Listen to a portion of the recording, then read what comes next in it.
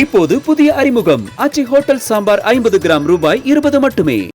NDA சார்பில் இப்போ நடைபெறக்கூடிய தேர்தலுக்கான கூட்டங்களை பார்க்குறீங்க. அதை கவனிச்சீங்கன்னா நல்லா உங்களுக்கே புரியும். அதிமுக கூட்டணின்னு சொல்ல மாட்டாங்க, என்டிஏ கூட்டணி தான் சொல்லுவாங்க. ஏன் பிரதமர் மோடியே அதிமுக பெயரையே சொல்ல மாட்டார். 2 விரல் காட்டுற படத்தை கூட மாத்திடுவாங்க.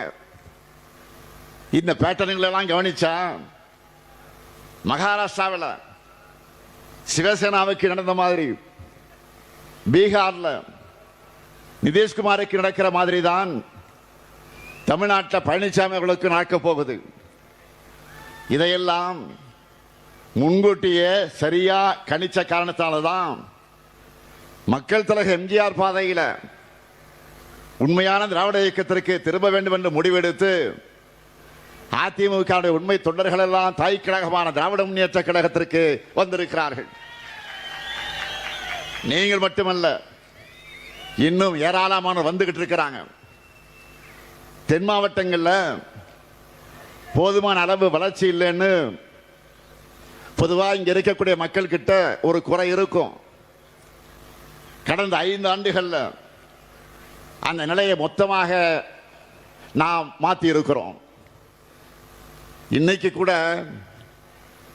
கலெக்டர் கிட்ட, மாவட்ட ஆட்சித்தலைவர்கிட்ட கேட்டேன், மதுரைக்கு மட்டும் 6000 கோடி ரூபாய்க்கு மேல சிறப்பு உட்கட்டமைப்பு திட்டங்களை நம்ம ஆட்சியில் ஏற்படுத்தி கொடுத்திருக்கிறோம்னு ஒரு பெரிய நம்பரை சொன்னார்.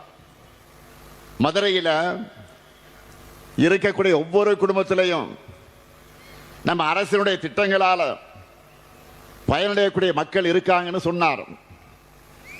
அறிவு வளர்ச்சிக்காக கலைஞர் நூற்றாண்டு நூலகம், ஜல்லிக்கட்டுக்காக கலைஞர் நூற்றாண்டு ஏறுதழுதல் அரங்கம், தமிழருடைய தொன்மையாக அடையாளமாக இருக்கக்கூடிய கீழடி அருங்காட்சியகம், புறநி அருங்காட்சியகம், போக்குவரத்து நெரிசலை குறைக்க வீரவங்க வேலுநாச்சியார் மேம்பாலம், சமீபத்திய நேதாஜி சுபாஷ் சந்திரபோஸ் மேம்பாலம், இதே திருமங்கலத்தில் வீரபாண்டிய கட்டபொம்மன் சாலை மேம்பாலம்னு உங்களுடைய நீண்டகால கோரிக்கை எல்லாம் நிறைவேற்றப்பட்டிருக்கு.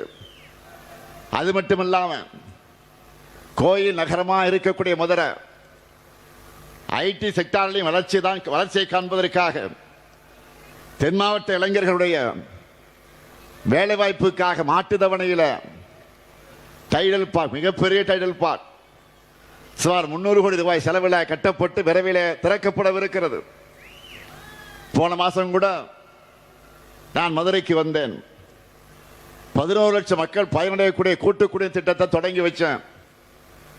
எல்காட் நிறுவன கட்டடம், வண்டியூர் புதுப்பிக்கப்பட்ட பூங்கா என பல திட்டங்களை திறந்து வச்சிருக்கிறோம்.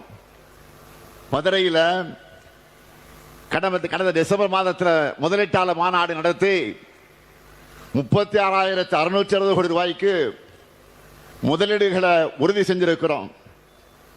நெல்லையில் டாடா சோலார் நிறுவனத்தை திறந்து வச்சிருக்கிறேன். முத்து நகரான தூத்துக்குடியில் நியூ டைடல் பூங்காவையும் திறந்து வச்சிருக்கிறேன். பெருமையோடு சொல்றேன், இப்படி இன்னும் நிறைய பணிகளை தென் மாவட்டங்களை ஒட்டுமொத்த வளர்ச்சிக்காக செஞ்சிருக்கிறோம். அவ்வளவு பெரிய லிஸ்ட் என்னிடத்தில் இருக்கு. அடுத்து நாம தான் இன்னும் செய்ய போறோம்.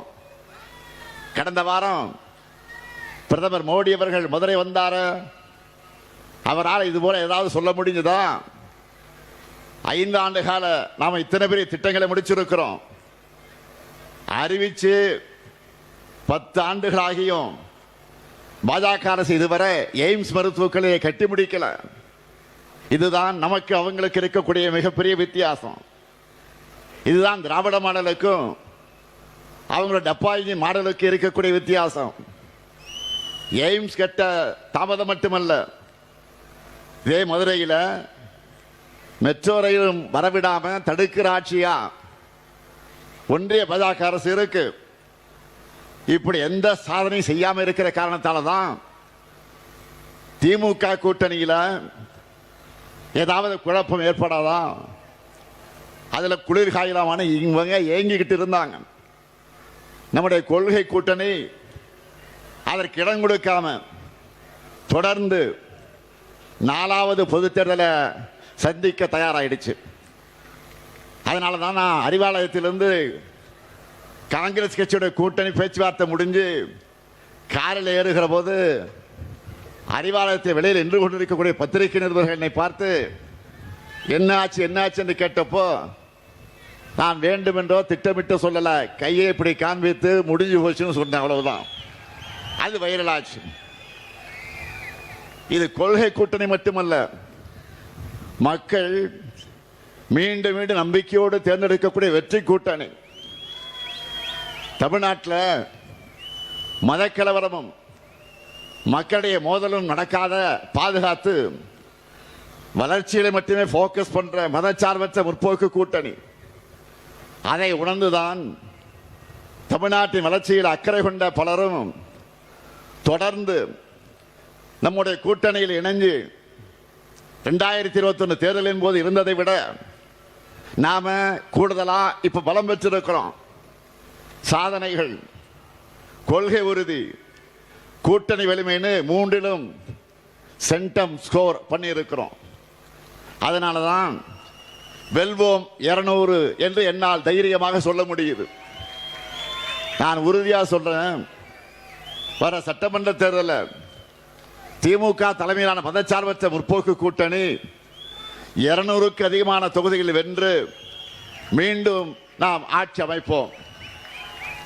இன்னும் சொன்னா திமுக தான் வெற்றி பெற போகுதுன்னு பாஜகவே நினைக்குது.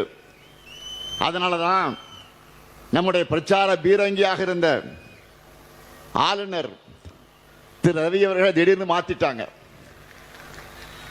ஸ்டாலினுக்கு மறுபடியும் பதவி பிரமாணம் செஞ்சு வைக்கணும்னு விரக்தியில அவர் கிளம்பிட்டார். ஒன்றிய பாஜக அரசை கேட்கிறேன், எலெக்ஷன் முடிகிற வரைக்கும் ஆளுநர் ரவியை மாத்தாதீங்கன்னு நான் எத்தனை வாட்டி கோரிக்கை வச்சிருக்கிறேன். மாண்புமிகு பிரதமருக்கு, உள்துறை அமைச்சருக்கு எத்தனை முறை கோரிக்கை வச்சிருக்கிறேன். இதுல கூட கோரிக்கை நிறைவேற்றி தர மாட்டீங்களா? இருந்தாலும் ஆளுநர் ரவி அவர்களை மாத்தினாலும் நம்முடைய வெற்றியை இன்றைக்கு உறுதி செஞ்சிருக்கிறாங்க. இப்படிப்பட்ட அரசியல் சூழல் தான் கழகத்தை நோக்கி இன்றைக்கு எல்லோரும் வந்திருக்கிறீங்க. 10 தோல்வி பழனிசாமி கட்சியிலிருந்து வெல்லும் திமுகவுக்கு வந்திருக்கிறீங்க. உங்களுக்கு ஏராளமான தேர்தல் வேலைகளை காத்திருக்கு. நம்ம கூட்டணியுடைய வெற்றிக்காக கடுமையாக உழையுங்கள். 200 தொகுதிக்கு மேல நாம வெற்றி பெறணும். உங்க உழைப்புக்கு நிச்சயம் அங்கீகாரம் கிடைக்கும். அண்ணன் ஓபிஎஸ் அவர்களோடு இணைந்துள்ள அனைவரையும் நான் மீண்டும் மீண்டும் தலைமை கழகத்தின் சார்பில், ஏன் நம்முடைய நெஞ்சில் குடியிருக்கக்கூடிய தலைவர் கலைஞர் அவர்களின் சார்பில் மனதார வருக வருக வருக என வரவேற்று வெல்வோம் ஒன்றாக விடைபெறுகிறேன். நன்றி, வணக்கம்.